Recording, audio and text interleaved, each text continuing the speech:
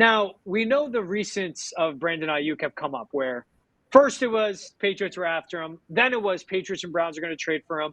Then it found out via Mike Reese of ESPN that the offer was 32 million AAV, which would have made him the second highest paid wide receiver in the NFL.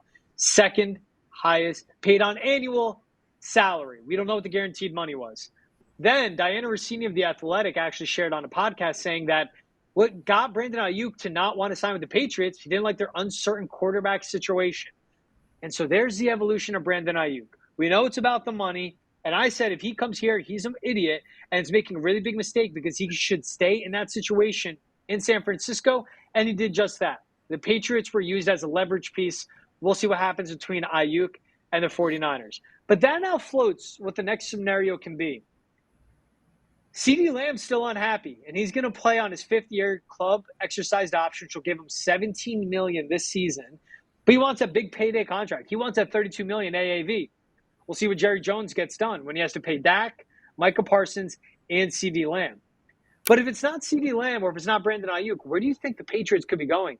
CeeDee Lamb could be gets franchise tagged and then traded to the Patriots, and they work out an extension next season.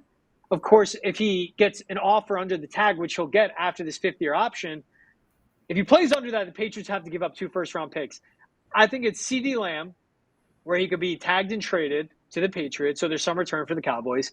T. Higgins, after playing on the franchise tag, will be a free agent. I think that's a more logical option that they can explore. Then there's guys out there we can see what happens with the Seahawks under new leadership and in a soft rebuild with DK Metcalf in New England. Names like that. There's Terry McLaurin in Washington. There's a lot of wide receivers out there. It doesn't just have to be Brandon Aiyuk that comes to New England to help them out.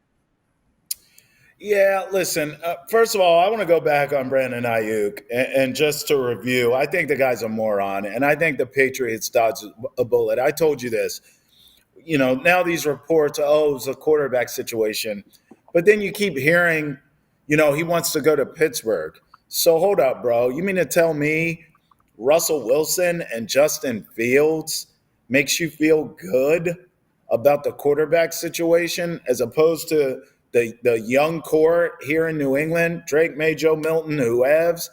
I mean, did you not watch Justin Fields over the weekend stumbling, bumbling, and fumbling his way for the Steelers? And Russell Wilson ain't much better once he's in there. So I'm over this guy. I know I'm on an island. I don't care. I still think the Patriots dodged a bullet by not trading for, giving up assets, and overpaying this jackass. So screw Brandon Aiyuk. I just wanted to be clear on that before I move forward. As far as CeeDee Lamb, it ain't happening. I mean, if they didn't want to give up a first-rounder for Brandon Aiyuk, they ain't giving up the farm for CeeDee Lamb, because that's exactly what it would take to get him. So I just don't think that's realistic. I think that's fantasy football stuff. I think T. Higgins in a season could be something that makes sense, but we see in this league the price for being a decent wide receiver. And I imagine T. Higgins is going to have a big year this year because he knows there's a pot of gold at the end of that rainbow if he does. And I also imagine Joe Burrow's healthy. So T. Higgins should be back on track, and he's going to get a big payday. Maybe the Patriots do it, maybe not. Here's what I would do. I'm of the mentality now that the Patriots should just focus on the draft as far as a wide receiver. And I know everyone rolls their eyes at that. Oh, the history of the Patriots and wide receivers. No, that's the history of Bill Belichick and wide receivers. He's gone. He ain't walking through that door. I look at this league, George, and you and I talk about this all the time. It is much easier now to find what you need in the NFL draft. The quarterbacks are getting training since coming out of the womb now. There's a quarterback camp. My son could go to the quarterback camp if he wanted to, he's young. I mean, these quarterbacks are molded from day one now, not like it was back in the day. So the quarterbacks are more prepared for the league. Your skill positions, your wide receivers, it's the same thing. How many times do we see rookie wideouts stand out now in this league? It was not that way 10, 15 years ago. If I'm the Patriots, yes, you're going to have cap space. Go out and spend it on offensive line. Those guys are expensive anyway. Go get some more pass rushers. Those guys are expensive anyways. Get you a corner or two. You can never have too many in this league. But I'm of the mentality now, use a high draft pick, because you and I both believe will probably be higher than we want to admit. Use a high draft pick, maybe it's top 10, and just draft a wide receiver. That second round pick should be high too, right? Go get another one. That's where I'm at. Keep stockpiling these young wide receivers until you have a hit or two. That's what the Green Bay Packers did, and they got it right. We'll see if we got the quarterback position right in Drake May, but that's what I would do. I don't think I would go out and overpay for a T. Higgins. If I can go out and get a generational guy, that's different. But T. Higgins, I think, is just all right. And we're not even sure if he's a number one. Stop playing these games. Keep drafting wideouts until you get it right. It's a rebuild anyways. What the hell's the difference? I think the first-round pick next year is going to go left tackle for them. It's going to be a top-5 pick. I'm not afraid to admit that. I think that's what they're on track for, and that's what they should do. But, yeah, later in the draft, I mean, think about it. Christian Watson, Romeo Doubs, Dontavian Wicks, even Luke Musgrave, these weapons that the Packers have gone out and drafted, they've all been later picks, but they've all worked out on what they need, and they're doing a great job developing those receivers, also in Matt LaFleur's system. Elliot Wolf, there is a connection there, obviously, to the Packers front office. He spent time there. That's where he learned because his dad was a GM there. Right. He should be looking at that coaching staff and that front office that's in Green Bay and go, who's picking your receivers for you? Who's in that room? Let me poach him and bring him to New England. But overall, I understand what you're saying with T. Higgins.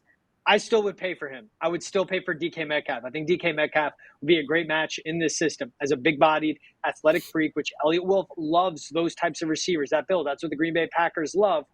Good route tree, aggressive physical, and he'll just be 28 years old when you can bring him here. So we'll see what the Seahawks do with him as he's entering the last year of that 3-year deal he signed.